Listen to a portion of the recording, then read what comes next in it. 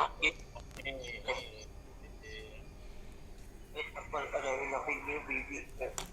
सभी उस परमपिता परमात्मा से। प्रभा जी अपना अपना मोबाइल म्यूट करें। प्रभा जी आपका माइक खुला हुआ है। प्रभा जी बंद करें। अच्छा जी,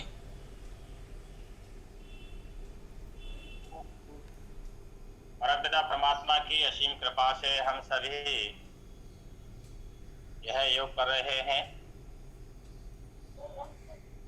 और जितने भी हम को देखते हैं, जुड़ रहे हैं, सभी इस योग का लाभ ले रहे हैं।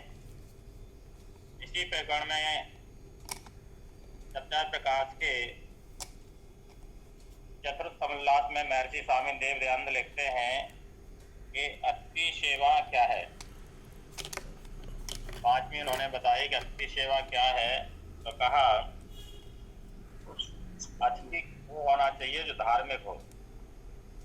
आ माने नहीं, तिथि माने जिसकी कोई तिथि नहीं होती, वो आपके घर पर अचानक आ जाए तो उसको कहते हैं अस्थि। अब यहाँ पर कहा कि अस्थि तो वो भी होता है जो बिना बताए आता है, चोर भी होता है, वो कभी बता के नहीं आता। लेकिन वहां पर मनुस्मृति में ये शर्त लगा दी कि अस्थि वह है जो धार्मिक हो, जिसमें धर्म की प्रवृत्ति हो, जिसमें धर्म पालने की उसकी जिज्ञासा हो और सत्य उपदेशक हो, जिसके जीवन के अंदर सत्य हो, सत्य का प्रचार प्रसार करता हो, सत्य को आगे बढ़ाता हो, सत्य के मार्ग पर सबको ले जाने वाला हो, ऐसा उसका गुण बताया। और सबके उपकारक, जिसमें सब किसी का उपकार करता हो, सबका मनुष्य मात्र का उसमें उसके कार्य में भला हो, उपकारक भी हो और पूर्णतः विद्वान हो, ज्ञानी हो, ध्यानी हो और सर्वत्र घूमने वाले। जो सन्यासी लोग होते हैं एक जगह नहीं रहते और विद्वान लोग भी एक जगह नहीं रहते, वो भी अपने हर क्षेत्र में ज्ञान से प्रचार प्रसार करते रहते हैं। अपने जो लेवल के हैं वो अपने भारत में करते हैं और विदेशों में भी जाते हैं, तो सब जगह प्रचार प्रसार करते हैं। ऐसे ही सन्यासी जो एक जगह पर न रह करके दुनिया के मनुष्य मात्र के लिए कल्याण की भावना से जो उपदेश करता है, तो वो भी सन्यासी जो हैं वो भी अस्थि कहलाते हैं। उनके खान पान के बारे में बताया कि उनका आसन, खान पान नम्रता से सत्कार करके उनसे सत्संग कर, ये सारी सेवा करने के बाद जो भी अतिथि हमारे घर पर आता है, तो कहा कि उसकी खान पान से, आसन से, हर तरह से विनम्रता पूर्वक सत्कार करके उनसे सत्संग भी करे, ज्ञान की चर्चा भी करे, ज्ञान प्राप्त करे, अपनी जो भी समस्याएं हैं उनका भी उनको सामने रखे और उनका समाधान कराए। तो ये और समय ग्रस्त आदि भी अस्थि को हो सकते हैं, क्योंकि अस्थि जो गृहस्थी लोग होते हैं वो भी मतलब हो सकते हैं कि इन गृहस्थों से ही सबका सब आश्रमों का कल्याण होता है। गृहस्थ से ही ब्रह्मचर्य आश्रम, गृहस्थ में ही साधु संत आते हैं, गृहस्थ में ही अस्थि लोग आते हैं। तो सबसे जो मुख्य जो है गृहस्थ आश्रम सबका पालन पोषण करता है, सब उस पर आते हैं। इसलिए जो कहा कि यही ऐसे व्यक्ति जो है वो अस्थि कहलाते हैं। अस्थि देवो भव, अस्थि के लिए तो देवता कहा है कि हमारे देवता होते हैं, देवता की उपाधि दी शास्त्र में जो है, क्योंकि देवता वही होते हैं। विद्वान तो ही देवा, कहा कि जो विद्वान है वही देवता है, जो मनुष्य मात्र की कल्याण की भावना रखते हैं, जो लोकहित की भावना रखते हैं, जो हर तरह से उनके जीवन में हर पल दूसरे की भलाई की विचार बना रहता है। तो ऐसे उसको कहा कि विद्वान तो ही देवा, जो विद्वान होते हैं वो देवता होते हैं। एक श्लोक और कहा मनुस्मृति में, कहा पाषांडिनो विकर्मस्थान बिड़ाल वृत्ति कान शठान हेतु कान बक वृत्तिश्च वांग मात्रेणापि च नर्चयेत। कहा कि वेद निंदक, अर्थात जो वेद की निंदा करता है, जो परमपिता परमात्मा की जो वाणी है उसकी निंदा करता है, उसको मानता नहीं है, उसके अनुसार चलता नहीं है और उसकी निंदा करता रहता है, वेद विरुद्ध आचरण करने हारा,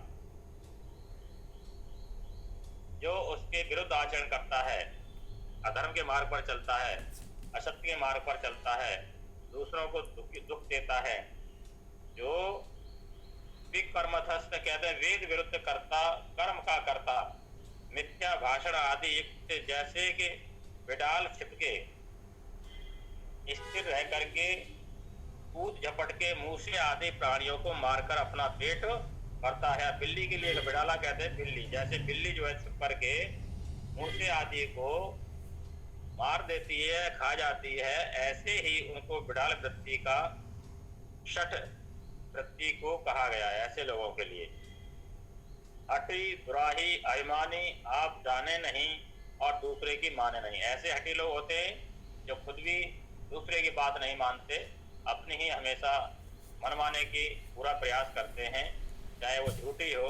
तो ऐसे हठी आदमी दुराग्रही जो हमेशा दुराग्रही करते रहते हैं, अभिमान से युक्त हैं, अभिमान भरा पड़ा है, तो आप जाने नहीं और दूसरे की माने नहीं, अपने अंदर ज्ञान नहीं है और दूसरे की मानते नहीं हैं।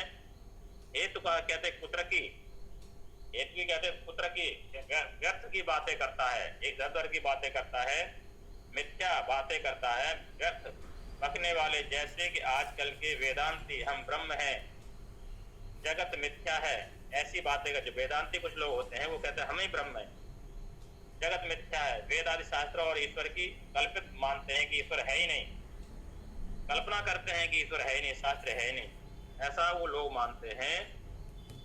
इस तरह की जो चर्चा करते हैं, कहते हैं भगवान धन्य वाले बकवृत्ति है। बकवृत्ति कहते हैं जैसे बगुला मच्छी के प्राण लेकर अपने पेट भरने के लिए ध्यान अवस्थित होता है। बगला की उपाधि देगी ऐसे लोगों को कि बगुला जो है एक पैर पर खड़ा रहता है और ये समझता है कि कितना भक्त है, कितना ध्यान मस्त हो रहा है परमात्मा के उसमें, लेकिन उसकी वृत्ति क्या है, वो देखता है कि मछली कब आएगी, कब कौन सा कीड़ा आएगा, उसको मतलब झपट्टा मार करके खा जाता है, निलग जाता है।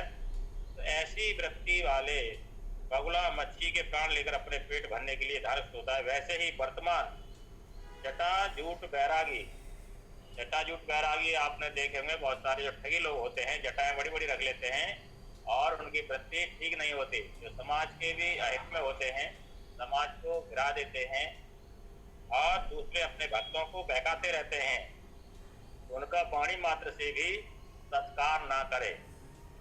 ऐसे लोगों को कहा मनुस्मृति में कि ऐसे लोगों को वाणी से भी सत्कार ना करे, उनका सम्मान न करे, आदर भाव न दे ऐसे लोगों को, क्योंकि इनका सत्कार करने से वे बढ़ के सब संसार को अधर्म युक्त कर देते हैं। क्योंकि उनका जब सम्मान होता है तो और वो बढ़ जाते हैं और संसार को अधर्म युक्त कर देते हैं, अर्थात अधर्म ज्यादा फैल जाता है और धर्म की फिर वहां कमी हो जाती है। इसलिए कहा कि ऐसे लोगों को जो बगला वृत्ति के लोग हैं, जो बिडाल वृत्ति के लोग हैं, बिल्ली के वृत्ति के लोग हैं, ऐसे लोगों का वाणी मात्र से भी सम्मान आदर ना करे। ये जो है महर्षि देवदयानंद ने विद्वानों की और मतलब सन्यासी की और अतिथि की ये बात की थोड़ी सी चर्चा की है। इन्हीं शब्दों के साथ मैं अपनी वाणी को विराम देता हूँ। ओम शांति शांति शांति।